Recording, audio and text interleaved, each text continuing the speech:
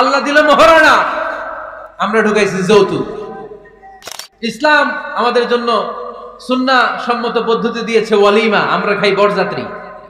ভালো আচরণ করো, ভালোবাসার কথা বলো, স্ত্রীকে ভালোবাসার কথা শোনাবেন। প্রতিদিন কমসে কম স্ত্রীকে 10 বার বলবেন আই লাভ ইউ।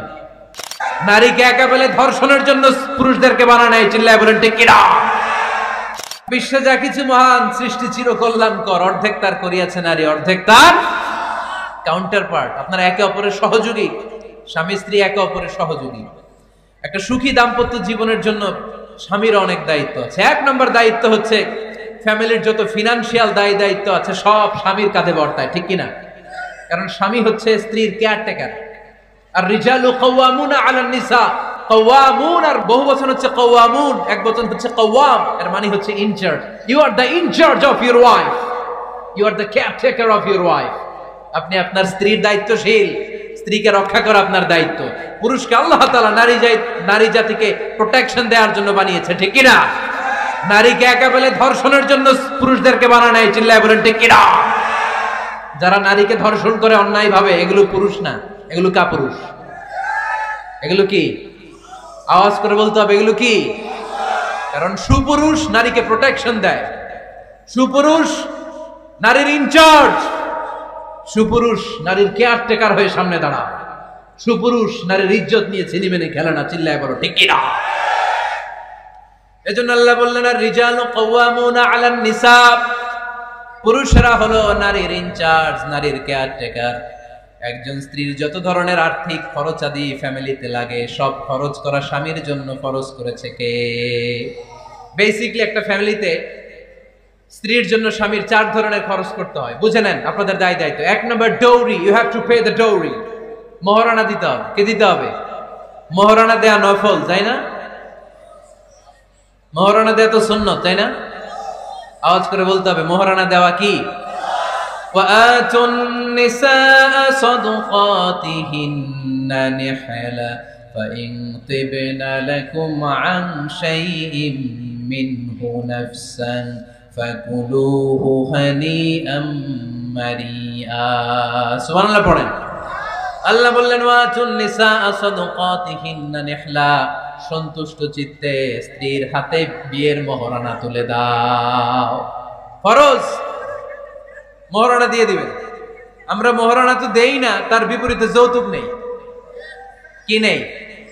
দেখেন কিভাবে ইসলামটাকে আমরা ধ্বংস করলাম, কিভাবে শরিয়ার রুলগুলোকে আমরা ভায়োলেট করলাম।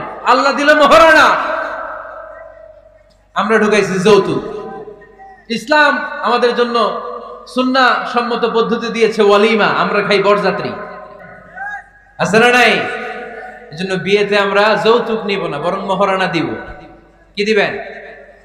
কি দিবেন? যৌতুক নেওয়া যাবে? যৌতুক একটা সামাজিক অপরাধ, এটা সামাজিক ব্যাধি।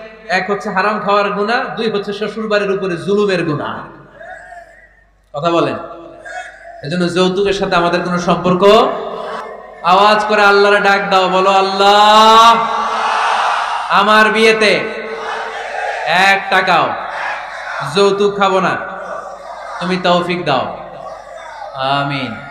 আওয়াজ করে বলতে হবে আমিন। ওয়াদা কিন্তু আমার সাথে হয় নাই, ওয়াদা হয়েছে কার সাথে? খবরদার। তাহলে ফিনান্সিয়াল রেসপন্সিবিলিটি সব আমাদের।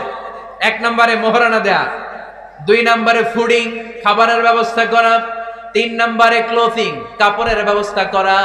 ওয়া আলাল মাউলুদি রিজকুহুন্না ওয়া কিসওয়াতুহুন্না বিল মা'রুফ। আল্লাহ বললেন স্বামীর উপরে খাবারের ব্যবস্থা, কাপড়ের ব্যবস্থাকে আমি ওয়াজিব করে দিলাম। সুবহানাল্লাহ পড়েন। 4 নম্বর রেসিডেন্স। 4 নম্বর কি?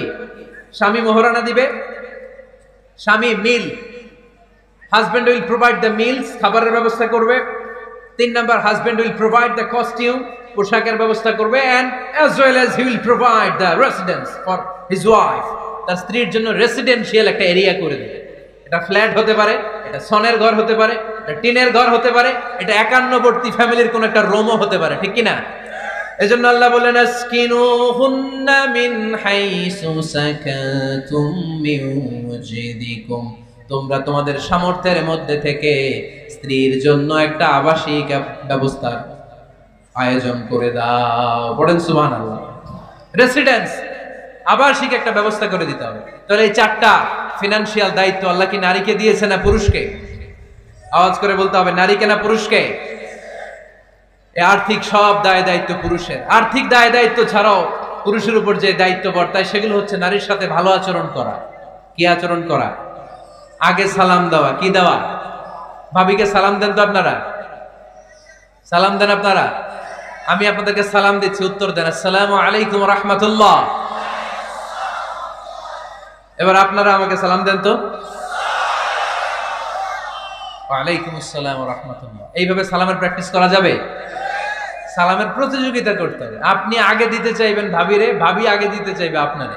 আপনাদের এই প্রতিযোগিতাটা দেখে দেখেই বাচ্চারা সালাম শিখে ফেলবে, ঠিক কিনা? সালাম মানে শান্তি। সালাম মানে কি? সালামের প্রচলন নাই তো শান্তি আসবে কেমনে? আম্মা জান আয়েশা বলেন, এতগুলো বছর বিশ্বনবীর সাথে আমি মদিনায় সংসার করলাম, একদিনের জন্য বিশ্বনবীরে কোনোদিন আগে সালাম দিতে পারি নাই। বিশ্বনবী আগে আগে সালাম দিয়ে দিতেন, আমরাও আগে আগে সালাম দিই। রাজি আছেন তো সবাই? রাজি আছেন? স্ত্রীদের সাথে কোমল আচরণ করবেন, রূঢ় আচরণ করবেন না। হাদিসে এসেছে খলিকনা মিন দিলা, নারীদেরকে বাঁকা পাঁজরের হাড় থেকে তৈরি। প্রত্যেক স্বামীর বাঁকা হাড় থেকে তার স্ত্রী তৈরি এমনটা নয়। সাইয়েদনা আদম আলাইহিস সালামের বাঁকা পাঁজরের হাড় থেকে হাওয়া আলাইহিস সালামকে তৈরি। ফলে ওই একটা বাঁকা স্বভাব প্রত্যেক নারীর ভেতরে আছে না নাই? এই বাঁকা হাড্ডিরে সোজা করতে গেলে হাড্ডি ভেঙে যায়, আর রেখে দিলে বাঁকাই থেকে যায়।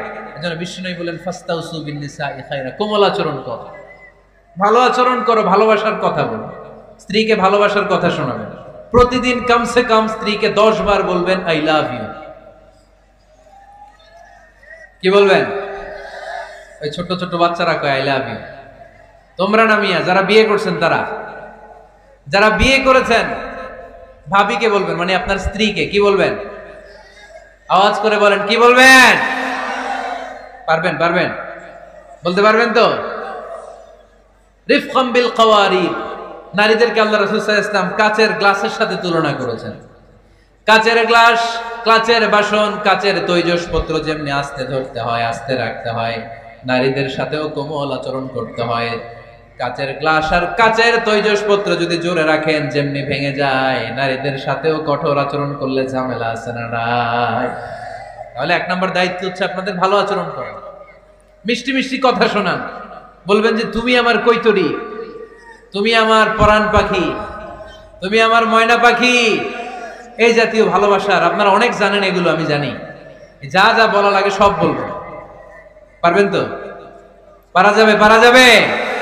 আওয়াজ করে বলেন তো ইনশাআল্লাহ।